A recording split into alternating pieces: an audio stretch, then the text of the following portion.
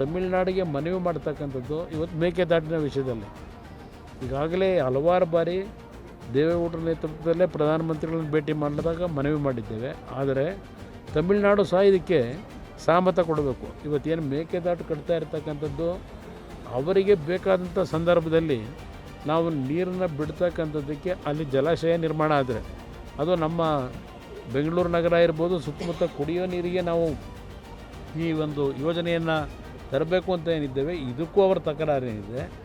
ಅವರಿಗೆ ನೀರನ್ನು ಕೊಡ್ತಾ ಇದ್ದಾಗ ಮೇಕೆದಾಟಿನ ಹತ್ರ ಒಂದು ಜಲಾಶಯ ನಿರ್ಮಾಣ ಆದರೆ ಅವ್ರಿಗೂ ಅನುಕೂಲ ಅಂತಕ್ಕಂಥದ್ದು ಅವ್ರು ಅರ್ಥ ಮಾಡ್ಕೋಬೇಕು. ಬರೀ ರಾಜಕೀಯಕ್ಕೋಸ್ಕರಲೇ ಅಲ್ಲಿಯ ಒಂದು ಪ್ರತಿಷ್ಠೆಗೋಸ್ಕರ ಆ ಪಕ್ಷಗಳು ನಿರಂತರವಾಗಿ ಕರ್ನಾಟಕದ ಮೇಲೆ ದಬ್ಬಾಳಿಕೆ ಮಾಡ್ತಕ್ಕಂಥದ್ದು ನಿಲ್ಲಿಸ್ತಕ್ಕಂಥದ್ದು ಸೂಕ್ತ ಅನ್ನೋದು ನನ್ನ ಅಭಿಪ್ರಾಯ. ಇದು ಪ್ರಧಾನಮಂತ್ರಿ ಸಂಸತ್ ಸದಸ್ಯರು ಏನು ಮಾಡೋಕ್ಕಾಗುತ್ತೆ?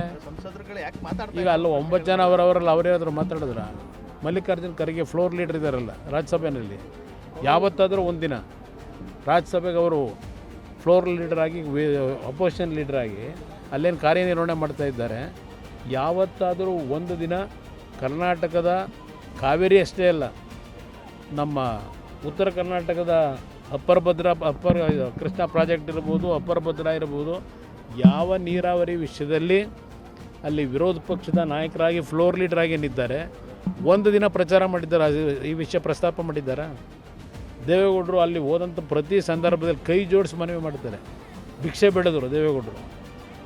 ನಿಮಗೆಲ್ಲ ನೋಡಿದ್ದೀರಿ, ನಿಮ್ಮ ಚಾನಲ್ಗಳೆಲ್ಲ ತೋರಿಸಿದ್ದೀರಿ. ಅವರು ಅಷ್ಟೊಂದು ನ್ಯಾಯವಿನಯದಿಂದ ಕೇಳಿದ್ರು, ಇವತ್ತು ನಮ್ಮ ನ್ಯಾಯವನ್ನು ಕೊಡಿಸ್ಲಿಕ್ಕಾಗಿಲ್ಲ. ಇದು ಇರ್ತಕ್ಕಂಥದ್ದು. ಅದರಿಂದ ಇಲ್ಲಿ ರಾಜಕೀಯದ ಪ್ರಶ್ನೆ ಅಲ್ಲ. ಇಲ್ಲಿ ಈ ಭಾರತದ ಒಕ್ಕೂಟದ ವ್ಯವಸ್ಥೆಯಲ್ಲಿ ಯಾವುದೇ ಸರ್ಕಾರಗಳಾಗಲಿ ಇವತ್ತು ನೀರಿಲ್ಲ, ಜಲಾಶಯಕ್ಕೆ ಈ ಬಾರಿ ಏನಾಗುತ್ತೋ ಗೊತ್ತಿಲ್ಲ. ಕೇಂದ್ರದ ಇದ್ರ ಬಗ್ಗೆ ಕ್ಯಾಬಿನೆಟ್ಟಲ್ಲಿ ಹಲವಾರು ಬಾರಿ ಚರ್ಚೆ ಮಾಡಿದ್ದೀವಿ. ಈಗ ಕಳೆದ 2-3 ಕ್ಯಾಬಿನೆಟ್ನಲ್ಲೂ ಪ್ರಧಾನಮಂತ್ರಿಗಳು ಇದ್ರ ಬಗ್ಗೆ ಅವರೇನು ಸ್ವಲ್ಪ ಆತಂಕ ವ್ಯಕ್ತಪಡಿಸಿದ್ದಾರೆ. ಅವ್ರಿಗೂ ಗೊತ್ತಿದೆ. ದೇವೇಗೌಡರು ಪ್ರಧಾನಮಂತ್ರಿಗಳಿದ್ದಾಗ ನರ್ಮದಾ ನದಿ ನೀರಿನ ಹಂಚಿಕೆ ವಿಷಯದಲ್ಲಿ ಅವ್ರು ಕೊಟ್ಟಂಥದ್ದು ಕೆಲವು ತೀರ್ಮಾನಗಳು ಇವತ್ತು ಆ ಭಾಗದಲ್ಲಿ 2-3 ರಾಜ್ಯಗಳಿಗೆ ಅನುಕೂಲ ಆಯಿತು. ಆ ರೀತಿ ನಮ್ಮ ರಾಜ್ಯದಲ್ಲಿ ಪಕ್ಕದ ತಮಿಳುನಾಡು, ಪಕ್ಕದ ಆಂಧ್ರ ಪ್ರದೇಶದಲ್ಲಿ ಏನು ಈ ಒಂದು ತಕರಾರು ಹಲವಾರು ವರ್ಷಗಳಿಂದ ಇದೆ.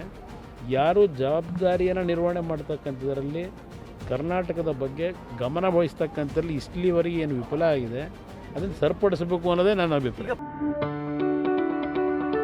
ಯಾವುದೇ ಸುದ್ದಿಯ ಅಪ್ಡೇಟ್ ಅನ್ನ ಮಿಸ್ ಮಾಡ್ಕೊಳ್ಬಾರ್ದು ಅಂದ್ರೆ ಈಗ್ಲೇ ಒನ್ ಇಂಡಿಯಾವನ್ನ ಸಬ್ಸ್ಕ್ರೈಬ್ ಮಾಡಿ.